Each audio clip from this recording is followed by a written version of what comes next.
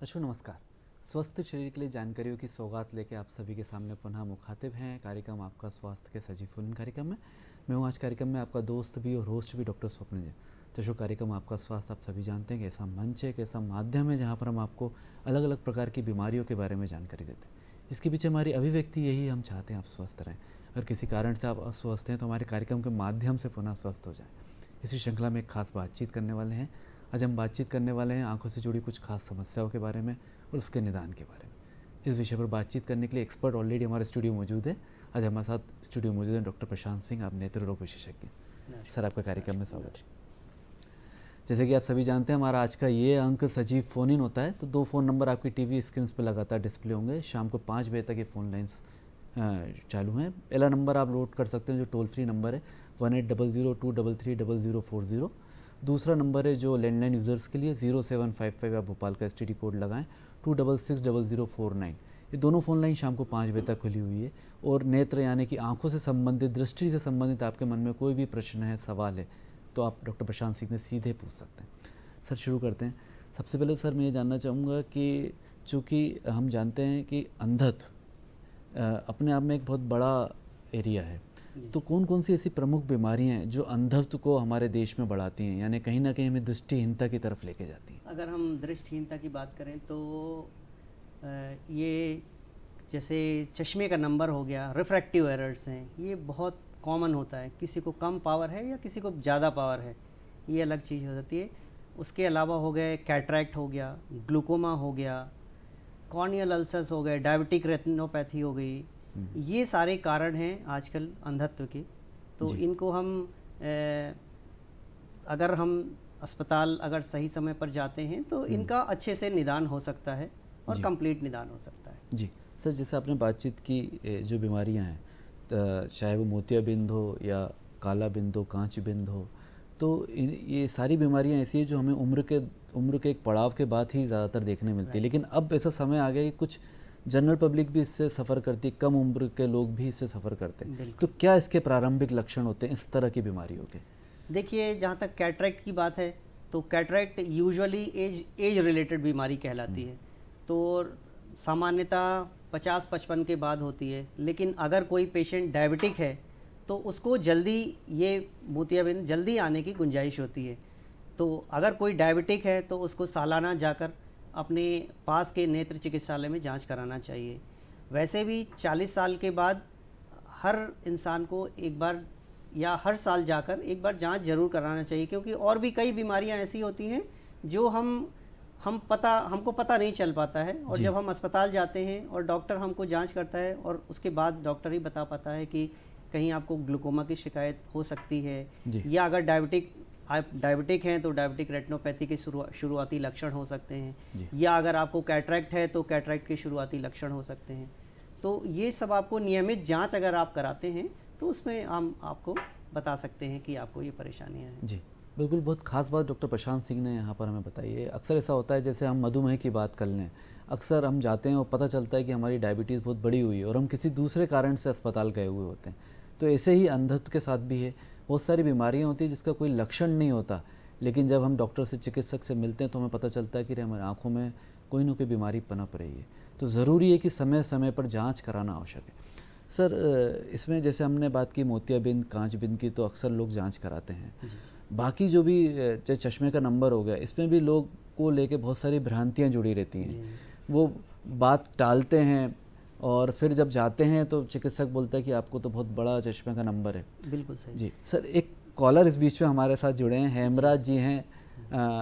हेमराज जी हैं नर्मदापुरम से। स्वागत है आपका हेमराज जी, अपना प्रश्न पूछ सकते हैं आप। हेमराज जी अपना प्रश्न पूछ लें, हमें आपकी आवाज़ अभी नहीं आ रही है। अपना प्रश्न पूछ लें आप हेमराज जी। जी टीवी सेट का वॉल्यूम थोड़ा स्लो कर लें आप, तब आपका प्रश्न हमें समझ में आएगा। जी। और हमने जांच कराई थी तो उनको मोतियाबिंद बताया गया था। जी तो मोतियाबिंद का ऑपरेशन होगा या फिर दवाइयों से ठीक हो सकती है हमारी मम्मी, उसके बारे में बताएं। देखिए, उनको जो विकल्प है जिससे कि हमारी मम्मी का मोतियाबिंद ठीक हो सके। जी, अगर मोतियाबिंद अगर डॉक्टर ने बताया है तो मोतियाबिंद का इलाज फिर ऑपरेशन के द्वारा ही किया जा सकता है। मोतियाबिंद का इलाज किसी भी आई ड्रॉप के द्वारा नहीं किया जा सकता। हालांकि कई लोग कई प्रकार की दवाइयाँ आजकल बाज़ार में ला रहे हैं और वो न्यूज़पेपर्स में ऐड भी देते हैं और कई प्रकार के प्रचार भी करते हैं कि हम सब प्रकार की बीमारियां, चाहे वो ग्लूकोमा हो, चाहे कैटरैक्ट हो, चाहे डायबिटिक रेटिनोपैथी हो, रेटिनाइटिस पिगमेंटोसा हो, सीवियर से सीवियर डिजीज़ को वो ट्रीट करने का दावा करते हैं, लेकिन ऐसा नहीं है, जी। है ना। साइंस में नहीं कर पाते हैं उसको। मोतियाबिंद, खासकर आपने मोतियाबिंद के लिए पूछा है, तो मैं आपको पूर्णतः बता सकता हूँ कि आपको मोतियाबिंद के लिए ऑपरेशन ही कराना होगा और अस्पताल जाएं, आप डॉक्टर को दिखाएं और उनसे उचित सलाह लें। जी। दवाइयों से ठीक नहीं हो पाएगा सर आप। सर अक्सर जैसे आपने बताया कि लोगों की भ्रांति, ये भी एक तरह की भ्रांति है कि दवाई के ज़रिए सब चाहते हैं कि हम सर्जरी, शल्य चिकित्सा से बचें। तो ऐसे में कई लोग दावा भी करते हैं कि इसको हम रोक सकते हैं मोतियाबिंद को, या फिर और भी नेत्र संबंधित बीमारी है, इससे चश्मे का नंबर उतर जाएगा। तो क्या इस तरह की ये विज्ञापनों से बचना चाहिए, या फिर इस तरह की दवाइयाँ आने वाले समय में मिलेंगी, कुछ एडवांस टेक्निक आ रही है? अब दवाइयाँ आगे मिलेंगी, ये तो अब रिसर्च का विषय है। हो सकता है कि ऐसा रिसर्च हो और ऐसी कुछ दवाइयाँ बने, लेकिन मैं आपको एक बहुत बेसिक चीज़ बताऊँ कि अगर किसी को चश्मे का नंबर है और अगर माइनस पावर है तो उसका चश्मा यूजुअली नहीं उतरता है जब तक वो ओल्ड एज 50, 55 या 60 ईयर्स में नहीं जाता है, जब वो उसके लेंसेज के रिफ्रैक्टिव इंडेक्स में चेंज ना आए।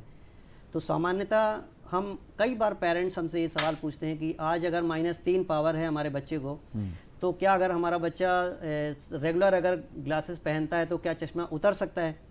ऐसा होता नहीं है जी। रेगुलर पहनने का मतलब होता है कि उसको एक तो उसकी नज़र साफ रहेगी, दूसरा उसको किसी प्रकार के सर दर्द या स्ट्रेन आइज़ में ये सब नहीं होगा, पढ़ाई में नहीं पिछड़ेगा, क्योंकि अगर उस चश्मा नहीं पहनेगा, क्लास में पीछे बैठेगा तो उसको बोर्ड में क्या लिखा है नहीं देखेगा। तो चश्मा यूजुअली प्लस पावर किसी किसी बच्चे का, जैसे कोई 5 साल 8 साल 10 साल का बच्चा है और थोड़ा बहुत प्लस पावर है, तो हो सकता है कि जब वो बढ़े बच्चा और आई की साइज़ भी अगर इंक्रीज होती है तो वो नंबर न्यूट्रलाइज होने की गुंजाइश है। कोई ज़रूरी नहीं है कि वो भी हो, बट माइनस नंबर कभी कम नहीं होता है, थोड़ा बहुत चेंजेस आ सकते हैं। बिल्कुल, कहीं ना कहीं इस तरह के भ्रामक दावे जो किए जाते हैं उनसे बचना चाहिए, और हमारा भी कार्यक्रम में ये विषय लेने का यही है कि कम से कम सही जानकारी आपको मिले और सही डॉक्टर के ज़रिए मिले। सर अक्सर ऐसा देखा गया है कि जब भ्रांतियों की बात चली कि लोग अपनी आँखों को कहते हैं इससे आँख स्वस्थ रहती हैं, तो कई तरह के ड्रॉप्स मार्केट में अवेलेबल हैं, वो ओवर द काउंटर जाके वो मेडिसिन लेते हैं। तो उस तरह के लोगों के लिए आप क्या सजेस्ट करते हैं, क्या वो फ़ायदेमंद रहती है? ये बहुत ही घातक है, खासकर हालांकि किसी प्रकार की कोई भी दवाई ओवर द काउंटर जो लेते हैं और यूज़ करते हैं, जिसको हम सेल्फ मेडिकेशन बोलते हैं, ये बहुत ही घातक चीज़ है। क्योंकि होता क्या है कि हमको उससे क्षणिक फ़ायदा तो मिल जाता है, लेकिन उसके नुकसान के बारे में हमको नहीं मालूम होता है।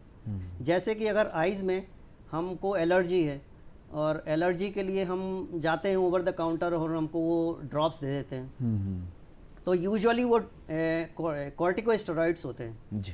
अच्छा, वो स्टेरॉइड्स हम डालते हैं तो हमको फ़ायदा मिलता है, तो हम उसको कंटिन्यूसली डालते रहते हैं। अच्छा, कंटिन्यूसली डालते रहने से आपकी आंखों में कांचियाबिंद, मोतियाबिंद दोनों बनने की आशंका होती है। और हमारे पास ऐसे पेशेंट्स हैं, और not only uneducated, very much educated, like IAS IPS people, जिनको परेशानियां हुई और उन्होंने ओवर द काउंटर दवाइयां मंगाई और डाली, और हो सकता है 3 महीने 6 महीने तक दवाइयां डाली, और उससे प्रॉब्लम क्या है कि पता चला कि उनको ग्लूकोमा बन गया। जी। अच्छा, उन्होंने जब ये बात डिस्क्लोज करी हिस्ट्री में कि हाँ सर हम फला फला ड्रॉप डाल रहे हैं और 3-4 महीने से हमको एलर्जी थी और डाल रहे हैं, और पता चला उनको ग्लूकोमा बन गई। जी। तो ओवर द काउंटर दवाइयाँ ना लें, अपने निकट के कोई डॉक्टर को जाकर जरूर एक बार दिखाएं और वही दवाई इस्तेमाल करें जो डॉक्टर बोलता है। बिल्कुल, कहीं ना कहीं स्टेरॉइड्स के ड्रॉप और ओवर द काउंटर ड्रग तो सजेस्ट बिल्कुल भी नहीं किया जा सकता। एलर्जी की बात यहाँ डॉक्टर प्रशांत सिंह ने की है, उनसे हम बात करेंगे क्या होता है एलर्जी और इसका इलाज किस प्रकार से मुमकिन है। लेकिन एक छोटे से विराम के बाद कहीं मत जाइएगा, देखते रहिए कार्यक्रम आपका स्वास्थ्य।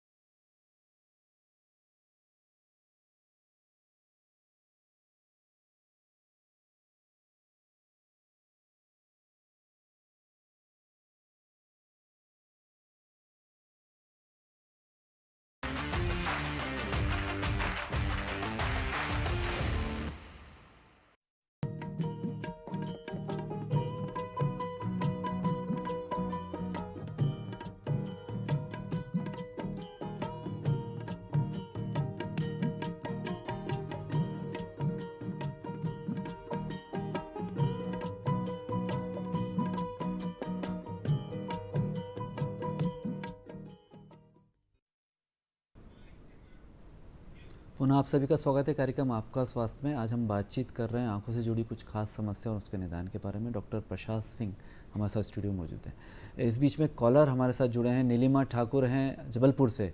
नीलिमा जी, आपका प्रश्न क्या आप पूछ सकती हैं? जी नीलिमा जी, आपका प्रश्न आप पूछ सकते हैं डॉक्टर प्रशांत सिंह से। नीलिमा जी, नमस्ते सर। नमस्कार नीलिमा जी, अपना प्रश्न पूछ लें। Hello sir. हाँ, मैं आपकी आवाज़ आ रही है नीलिमा जी, अपना प्रश्न पूछ लें आप। हाँ सर, सर नमस्ते सर। हाँ सर, ये मेरा प्रश्न था जो मेरी माता जी हैं हाँ सर, सर मेरा प्रश्न ये था कि जो मेरी माता जी हैं उनकी एक आंख के दोनों ऑपरेशन एक साथ कर चुके डॉक्टर साहब। एक आंख में 2 ऑपरेशन। आपका प्रश्न वापस दोहराएं, समझ में नहीं आ रहा है। हाँ सर, सर मेरा प्रश्न ये था कि जो मेरी माता जी हैं जी, आपकी आवाज़ आ रही है। अपना पूरा प्रश्न एक बार में आप कंप्लीट करें नीलिमा जी, प्लीज़। हाँ सर, मेरा प्रश्न ये था कि जो मेरी माता जी हैं उनके सर ये मेरा प्रश्न ये था कि जो मेरी माता जी हैं उनके डॉक्टर साहब ने मोतियाबिंद और कांचियाबिंद दोनों ऑपरेशन एक आंख का एक बार में कर दिया। तो अब जब दूसरे डॉक्टर साहब के पास गए हैं तो उन्होंने बोला है कि आपका ये ऑपरेशन सक्सेसफुल नहीं हुआ और अभी दूसरी आंख का भी उनको करवाना है। तो वो जो एक आंख का ऑपरेशन सक्सेसफुल नहीं हुआ, मोतियाबिंद और कांचियाबिंद दोनों ऑपरेशन एक साथ कर दिया था एक ही आंख का डॉक्टर साहब, तो वो सक्सेसफुल नहीं हुआ है। उसका क्या समाधान करना है और उसका क्या निवारण आपको बताइए। जी, दूसरी आंख का भी वो कह रहे हैं कि मोतियाबिंद कांचियाबिंद दोनों ऑपरेशन एक साथ करेंगे दूसरी आंख का। जी। तो अभी एक ही सक्सेस कहाँ तक उचित है सर, दोनों ऑपरेशन के साथ में किया जा जी सकता है? बिल्कुल उचित है। और क्या होता है कि हम सर्जरी के 2 एपिसोड से बच सकते हैं। और आजकल इतनी एडवांस सर्जरीज और इतने एडवांस एक्सपर्टीज़ आ गई है, सर्जन्स इतने अच्छे हो गए हैं कि एक ही सिटिंग में कैटरैक्ट सर्जरी और ग्लूकोमा सर्जरी की जा सकती है।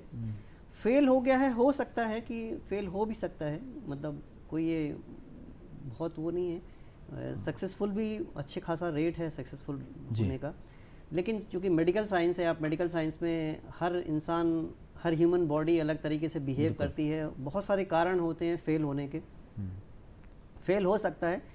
तो अगर जब तक ये ऐसा लगता है कि प्रेशर कंट्रोल नहीं है तो हम दवाइयों से उसको ग्लूकोमा को कंट्रोल कर सकते हैं और फिर से रीडू सर्जरी की जा सकती है। कांचियाबिंद की सर्जरी अगर लगता है कि फेल हो गई है तो हम इसको फिर से सर्जरी कर सकते हैं और फिर उसको फिर ठीक किया सकते हैं। जी सर, कांचबिंद के साथ एक चीज़ जितना हमें पता है कि ये इसमें लगातार दवाइयाँ भी जीवन भर लेनी पड़ती है, तो वो ऐसा मोतियाबिंद में तो शायद होता नहीं है। तो कांचबिंद किस प्रकार से अलग है और क्या दवाइयाँ से ठीक हो सकता है? देखिए, कांचबिंद क्या होता है, कांचबिंद में हमारे आँखों के पर्दे में आँखों की जो नसें होती है जिसको हम ऑप्टिक नर्व बोलते हैं, उसमें प्रेशर आने के कारण, ज़्यादा प्रेशर होने के कारण उसमें नुकसान होता है। जी अच्छा, तो अगर हम समय पे और दवाइयाँ जैसे मान लीजिए हमने कभी 2 महीने डाला, 4 महीने डाला या 1 साल डाला, उसके बाद बंद कर दिया, तो फिर हम पुनः फिर उसी उसमें स्टेज पे वापस आ जाएंगे।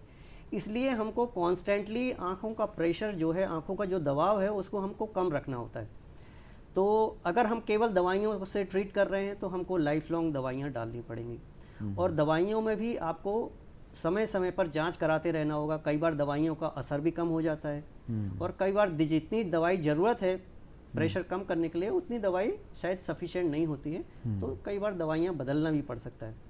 तो इसका ट्रीटमेंट लाइफ लॉन्ग चलता है और इसको अगर बीच में बंद करते हैं तो काफ़ी नुकसान होने की आशंका होती है। जी बिल्कुल, अक्सर ऐसा होता है कि हम चिकित्सक की सलाह तो मानते हैं लेकिन आधी अधूरी मानते हैं और ऐसे में होता है कि वापस बीमारी से हमें 2-4 होना पड़ता है। तो अगर कांचबिंद आपको डॉक्टर ने सजेस्ट किया है कि जीवन भर आपको ड्रॉप डलेगी, तो ज़रूरी है कि उसे आप अपनी जीवन शैली का हिस्सा बनाएं, तो ही आप अंधों से बच सकते हैं। सर, एलर्जी की बात अपनी अधूरी थी कि एलर्जी जिसे हमने देखा कि अक्सर इस मौसम में एक ड्राई आई, सूखापन होता है या जब पोलन का जब सीज़न आता है, तो उसके लिए क्या इलाज है? क्योंकि अक्सर देखा है कि उसमें लोग व्यक्ति बहुत परेशान होता है दिन भर, वो रेडनेस, जी जी। ईचिंग। पॉलन ग्रेन्स तो ऐसी चीज़ है जिससे हम बच नहीं सकते हैं, या किसी को अगर पॉलन ग्रेन से एलर्जी है तो उसको परेशानी होती है, चाहे वो कितना भी इंडोर में भी रहे या आउटडोर।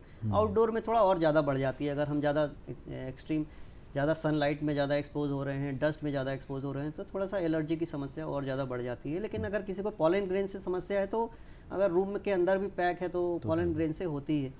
तो उसका इलाज ये है कि सबसे पहले तो कोशिश करें कि खुद से कोई दवाइयाँ ना डालें, अपने निकट के जो भी आपके आई स्पेशलिस्ट हैं उनको विज़िट करें और उनसे प्रॉपर्ली सलाह लें। वो जो भी एंटी एलर्जिक दवाइयाँ आपको प्रिस्क्राइब करते हैं, लेकिन क्योंकि एंटी एलर्जिक जो दवाइयाँ होती हैं वो हम कोशिश करते हैं कि कुछ दिन के लिए दें, और एक तरीका होता है उसको देने के कि हम 15 दिन देंगे, 20 दिन देंगे, या ज़्यादा 1 महीना देंगे उसको ट्रीट करने के लिए। अच्छा, किसी किसी को क्या होता है कि एलर्जी की समस्या बनी होती है तो वो दवाइयाँ हमेशा डालते रहते हैं, वो सही नहीं है जी। तो एलर्जी का ट्रीटमेंट क्या होता है कि जिस समय हमको एलर्जी हुई है उस समय हम आपको दवाइयों से ट्रीट कर देंगे, लेकिन वो भी बड़ा शॉर्ट पीरियड ऑफ टाइम हम देते हैं दवाइयाँ, 15 दिन, 20 दिन, 21 दिन, इससे ज़्यादा यूजुअली नहीं देते हैं, क्योंकि उन दवाइयों का साइड इफ़ेक्ट भी होता है। जी। तो कोशिश ये करना है कि जब हमको एलर्जी हो रही है, ज़्यादा हो रही है, परेशानी हो रही है, हम आइज़ वॉश कर रहे हैं उसके बाद भी ठीक नहीं हो रहा है, तो हम एक बार जाके डॉक्टर से विज़िट करके और जो भी दवाइयाँ हैं उतने समय के लिए ही डालें और उसके बाद ज़रूर बंद कर दें। अगर कोई समस्या पुनः हो तो आप जाइए डॉक्टर के पास, फिर वो ऐसी दवाइयाँ देंगे जो लॉन्ग टाइम के लिए, आप लॉन्ग ड्यूरेशन के लिए डाल सकते हैं, जो सेफ़ हो। बिल्कुल। पुनः अगर आपको तकलीफ़ है तो चिकित्सक सलाह बिना आप वो दवाइयाँ पर्चा देख के अवश्य ना लें। आँखों की अगर बातचीत हम कर रहे हैं तो डॉक्टर प्रशांत सिंह से और भी हम प्रश्न पूछेंगे, कहीं मत जाइएगा, देखते रहिए कार्यक्रम आपका स्वास्थ्य।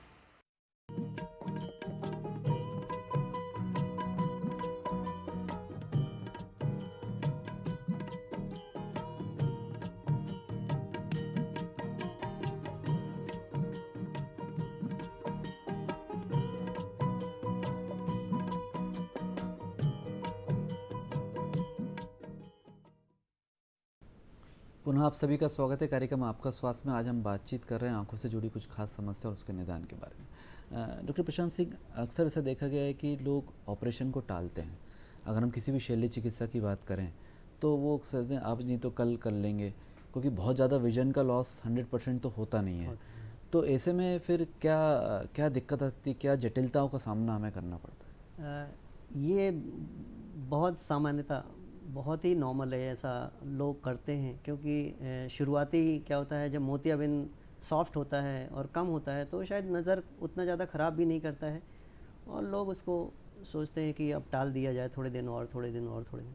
अच्छा, यूजुअली होता क्या है कि ये टालने के जो समस्या है वो इतना टलती जाती है कि मोतियाबिंद कई बार बहुत हार्ड कैटरैक्ट हो जाता है और मोतियाबिंद एडवांस स्टेज में पहुंच जाता है। अच्छा, कई बार ऐसा भी होता है कि विजन उतना ज़्यादा लॉस नहीं होता है, लेकिन मोतियाबिंद बहुत सख्त हो चुका होता है। ऐसा मोतियाबिंद को ऑपरेशन करने में, जब हम एडवांस तरीके से मोतियाबिंद ऑपरेशन फेको पद्धति द्वारा या फेको निट द्वारा या बहुत माइक्रो इंसिजन से फेको करते हैं, जिसमें फोल्डेबल लेंसेज डालते हैं, ऐसी पद्धति से करने में उसमें काफ़ी परेशानी आ सकती है। और कई बार जब मोतियाबिंद बहुत हार्ड होता है तो कॉम्प्लिकेशंस होने की गुंजाइश बढ़ जाती है। कॉम्प्लिकेशंस कई बार पुतली में सूजन ज़्यादा आ जाती है, कई बार एक ही सिटिंग में लेंस नहीं पड़ पाता है, और कई बार ऐसा होता है कि अगर पीछे की पुतली ज़्यादा कमज़ोर हो गई है तो उसके फटने का डर होता है और फिर हमको रेटिनल का इंटरवेंशन ज़रूरी पड़ जाता है। तो इन सब चीज़ों से हम आसानी से बच सकते हैं अगर हमको मोतियाबिंद है और मोतियाबिंद है तो आज नहीं तो कल ऑपरेशन तो आपको कराना ही पड़ेगा, उसको आप टाल नहीं सकते हैं, क्योंकि वो ऐसी चीज़ है जो दवाइयों से कभी ठीक नहीं होगी। तो उसको बहुत टालना नहीं चाहिए। एक बार डॉक्टर ने आपको बता दिया है कि मोतियाबिंद है आपको और सिग्निफिकेंट मोतियाबिंद है और आपको सर्जरी की ज़रूरत है, तो उसको आप अगर बहुत ज़रूरी आपके काम है तो कुछ एक समय में निपटा के और उसको जल्दी आप करा लें तो बेहतर है। जी सर, कोविड ने जिस प्रकार से हम देख रहे हैं, कोविड के बाद से लगातार लोग वर्क फ्रॉम होम कर रहे हैं, बच्चे भी बहुत सारे लोग ज़्यादा इन्वॉल्व होने लगे स्क्रीन से। ऐसे में कंप्यूटर सिंड्रोम नाम की एक बीमारी हमें देखने में आई है, तो वो क्या होता है, उसका किस प्रकार से निदान आप लोग सजेस्ट करते हैं? देखिए, ये सच में आज हमारे सोसाइटी में या हर जगह पूरी दुनिया में ये समस्या तो बहुत ज़्यादा हो गई है। कंप्यूटर एक्चुअली अब हर इंसान का एक्सपोज़र स्क्रीन से है, हर इंसान के पास मोबाइल है, लैपटॉप है, कंप्यूटर है, हर बच्चे को कंप्यूटर में एक्सपोज़र होता है, मोबाइल में एक्सपोज़र होता है। तो उसमें से जो ब्लू लाइट रेडिएट होती है यूजुअली बहुत ज़्यादा हमारी आइज़ को टायर्डनेस या हमको बहुत ज़्यादा हार्म पहुंचाती है। अच्छा, जब हम लगातार स्क्रीन देखते हैं तो हमको ड्राइनेस भी होती है, तो वो ड्राइनेस फिर लगातार बढ़ती जाती है। तो यूजुअली अभी क्या है कि आप देखेंगे नॉर्मली यंग और यूथ में जो बहुत ज़्यादा स्क्रीन से एक्सपोज्ड हैं, बहुत ज़्यादा कंप्यूटर यूज़ करते हैं, वो बहुत ज़्यादा ड्राइनेस की समस्या लेके आते हैं। सर, निदान अगर संक्षिप्त में आप बता दें, क्या एक फार्मूला रहता है इसमें कुछ ऐसा? फार्मूला इसमें कोशिश हम ये करते हैं कि होता तो एक्चुअली है कि 20 जिसमें हम 20 सेकंड के लिए और हमको एटलीस्ट 20 फीट दूर देखना होता है, और हर 20 मिनट में मतलब हम हर 20 मिनट के काम के बाद हमको ब्रेक लेना चाहिए एटलीस्ट फॉर 20 सेकंड्स। और लेकिन उसमें हो नहीं पाता है तो हम कोशिश कर सकते हैं कि थोड़ा सा समय बढ़ा दें और जितना दूर देख सकें हम उतना अच्छा है। जी, डॉक्टर प्रशांत सिंह, आप यहाँ इतने अल्प समय में इतनी अच्छी जानकारी आपने हमारे साथ साझा की, धन्यवाद। Thank you. Thank you. तो दर्शकों, देखा आपने, अगर समय रहते हम सही चिकित्सक की सलाह मिल जाए तो हम आँख जैसी प्रमुख बीमारियों से भी बच सकते हैं और हम अंधत्व के और जो हमारा देश जा रहा है उसे रोक सकते हैं। आज के लिए बस इतना ही। अगले अंग में जल्दी आपसे मुलाकात होगी, तब तक के लिए मुझे दें इजाज़त। नमस्कार।